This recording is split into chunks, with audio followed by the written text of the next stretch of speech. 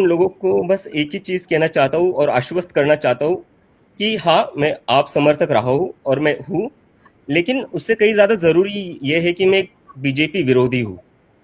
मैं ideologically BJP और RSS का पूरी तरह विरोध करता हूँ, और अगर आप मेरे राहुल गांधी के खिलाफ ट्वीट निकाल रहे हैं, उसमें मैं कुछ ज़्यादा जाऊँगा नहीं। वो जो मेरा पर्सनल ओपिनियन था उनकी पॉलिटिक्स को लेकर, वो उस पर था, उनकी आइडियोलॉजी को लेकर नहीं था। लेकिन आप अगर मेरी हिस्ट्री देखोगे पिछले 15 साल में, मेरा एक ट्वीट आप निकाल कर दिखा दीजिए जहां पर मैं बीजेपी और आरएसएस के खिलाफ नहीं बोला हूं। तो मैं वो युवा हूं इस देश का जो नहीं चाहता कि इस देश में बीजेपी या आरएसएस जैसी आइडियोलॉजी पनपे या इतनी पुरजोर तरीके से आगे आए, और उसका मैं विरोध करते आया हूं और करते रहूंगा। अभी तक मैं किसी और प्लेटफॉर्म के थ्रू कर रहा था, लेकिन अभी ये एक्सीडेंटली एक मजाक करते हुए एक कुछ चीज शुरू हुई है, अब मैं उसके थ्रू इसको आगे बढ़ाऊंगा। ये बताइए, अब जब चूंकि मजाक मजाक की बात गंभीर हो गई है, तो मुझे बताइए कि पहली बात तो किस तरह के लोग आपके साथ जुड़े हैं। मैं देख रही हूँ कि ऑपोजिशन के बड़े बड़े नेता आपको एंडोर्स कर रहे हैं, आपने बाकायदा एक एंथम बना ली है। उस एंथम के क्या मायने, हम ये भी बताइए। एंथम के जरिए यानी कि एक गाना, या क्या बोला जाए, एक गान बना लिया है उस पार्टी का।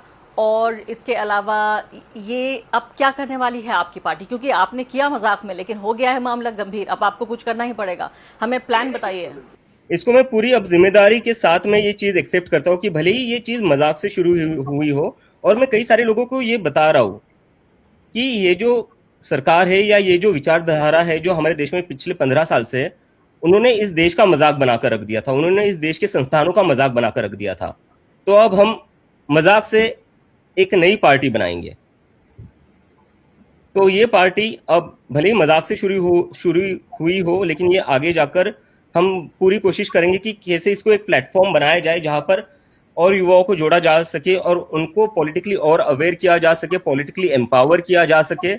और हम कई सारी चीजें अभी पाइपलाइन में प्लान कर रहे हैं, और ये पूरी तरह इंडिपेंडेंट होगा।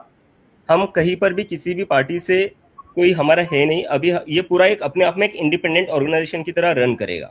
और काम क्या क्या करेंगे आप? अभी वो तो हम फिलहाल सोच रहे हैं। अभी हम सोच रहे हैं कि पहले तो हम एक सर्वे कर ले, हम एक फॉर्म सर्कुलेट करेंगे जहां पर जितने भी लोग हमसे जुड़े हुए हैं, 45,000 लोगों ने मेंबरशिप ली है। अभी हमारे इंस्टाग्राम पर 17,000 फॉलोअर्स हो चुके हैं, ट्विटर पर 18-19,000 हो रहे हैं अभी।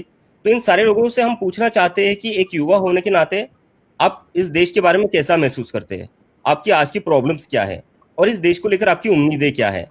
तो उसमें उनके जो भी जवाब आएंगे हम उसकी स्टडी करेंगे, और उसके बेसिस पर हम आगे कॉकरोच जनता पार्टी का एजेंडा तैयार करेंगे। तो भले ही मजाक में शुरू हुआ हो, लेकिन अब ये एक सीरियस पॉलिटिकल अल्टरनेटिव देखा जा सकता है। हाँ, हम कॉकरोच हैं, लेकिन इस देश को गटर बनाने वाला कौन है? एक चपरासी की नौकरी के लिए कितने फॉर्म, कितने मार्क्स, कितने एग्जाम देने पड़ते हैं? तो देश चलाने वालों के लिए एग्जाम क्यों नहीं होता? टूटे रास्ते, मरते किसान, गिरती इकोनॉमी, लेकिन गोदी मीडिया चुप क्यों है? पहले 50 रुपया बढ़ने पर यही मीडिया दिन रात चिल्लाती थी, और आज 96 रुपया पहुंचने पर ताली क्यों बजा रही है? युवाओं को नौकरी का वादा कहां गया? बलात्कारियों को सजा क्यों नहीं मिलती? ये सवाल कौन पूछेगा? हम पूछेंगे, क्योंकि हम देश के युवा हैं। अब हम जागेंगे भी और पूरे देश को जगाएंगे भी। हमारी एक वेबसाइट है cockroachjantaparty.org, उस पर आप जा सकते हैं। लेकिन हमारी पार्टी को ज्वाइन करने के आपको 4 क्राइटेरिया पूरे करने पड़ेंगे। या तो आपको आलसी होना पड़ेगा, दूसरा आप बेरोजगार हो तो और भी बेहतर है, अगर नहीं है आप फिर भी ज्वाइन कर सकते हो। क्योंकि मुझे कई सारे लोग हैं जो ऐसा करे कि आप बेरोजगारी वाला क्राइटेरिया हटा दे।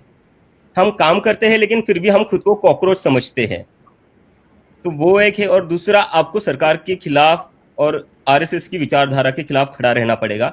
वो सबसे बड़ी प्राइमरी क्या कहते हैं उसको, रीजन हो सकता है इस पार्टी को ज्वाइन करने।